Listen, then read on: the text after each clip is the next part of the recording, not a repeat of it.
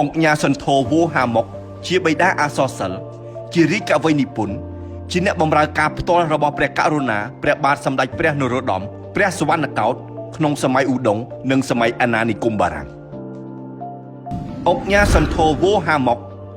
រាជកវីនិពន្ធខ្មែរក្នុងសតវត្សទី19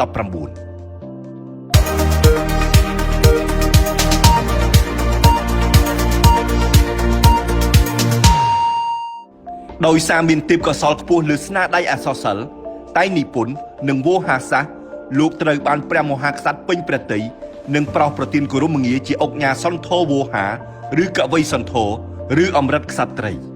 អង្គញាសន្ធោវោហាមុកក្លាយជាមន្ត្រីវាំងនិងជារាជកវីនិពន្ធដែលគេស្គាល់ជាងគេនៅសតវត្សទី19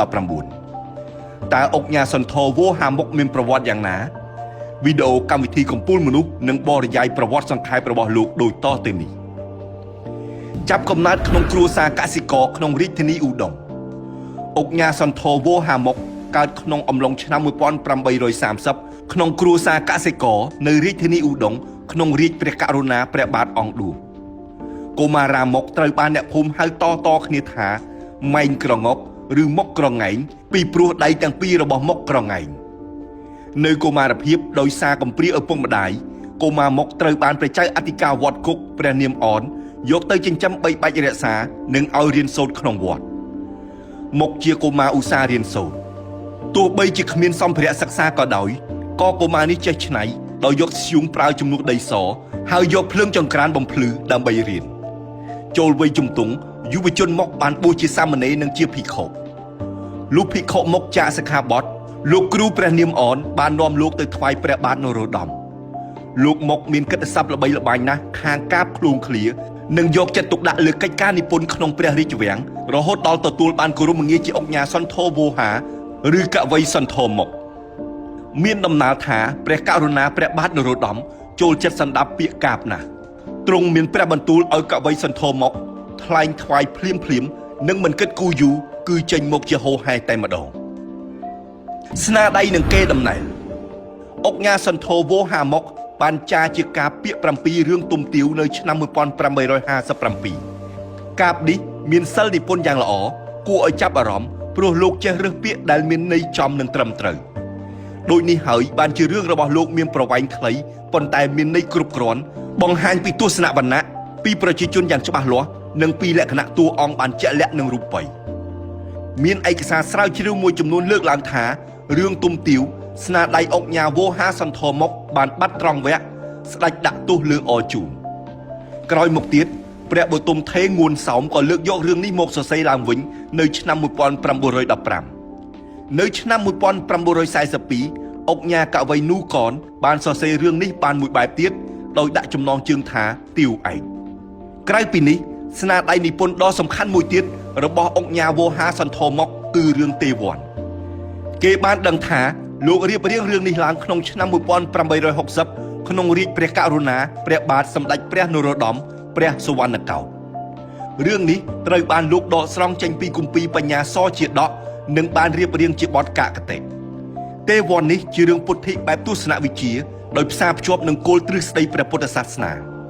លោកបានដកស្រង់យកទ្រឹស្ដីក្នុងគម្ពីរព្រះពុទ្ធសាសនាមកបកស្រាយតាមទស្សនវិស័យរបស់លោកនៅឆ្នាំ1874ពោលគឺរយៈពេល14ឆ្នាំក្រោយរឿងទេវ័ននិង11ឆ្នាំក្រោយរឿងសង្ហនាថអង្គញាសន្ធោវោហាមុកក៏បានរៀបរៀងរឿងល្បើកចចកដែលមានប្រភពពីការនិទានតគ្នាតាំងពីបុរាណឲ្យចេញជាអត្ថបទតាមការសិក្សារបស់អ្នកស្រាវជ្រាវអក្សរសិល្ប៍អង្គញាសន្ធោវោហាមុកបានតាក់តែងអត្ថបទនេះឡើងតែរយៈពេល25ថ្ងៃប៉ុណ្ណោះជាបទកកតិបទព្រំកតិនិងបទពុំនូលរឿងល្បើកចចកនេះបានបង្កប់នៅតម្លៃទស្សនវិជ្ជាដ៏ជ្រៅជ្រះបំផុតនិងចង់បង្ហាញថាមហិច្ឆតានិងសេចក្តីលោភលន់គ្មានព្រំដែនដូចជាសត្វចចក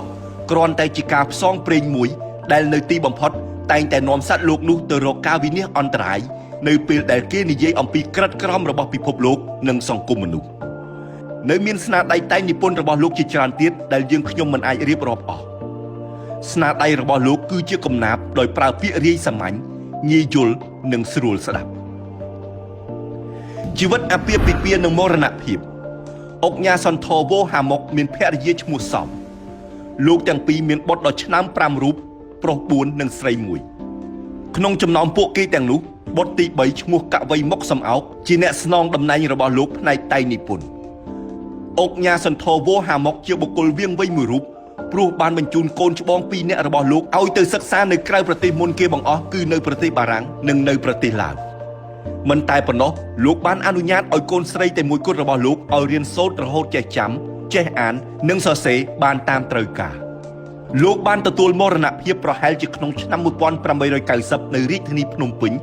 ក្រោយពេលដែលព្រះករុណាព្រះបាទសម្ដេចព្រះនរោត្តមព្រះសុវណ្ណកោដ្ឋលើករាជវាំងមកតាំងនៅភ្នំពេញឆ្នាំ1870ដើម្បីតបស្នងនិងរំលឹកដល់កិត្តិនាមដ៏ល្បីល្បាញរបស់អុកញ៉ាវោហាសន្ធរមុក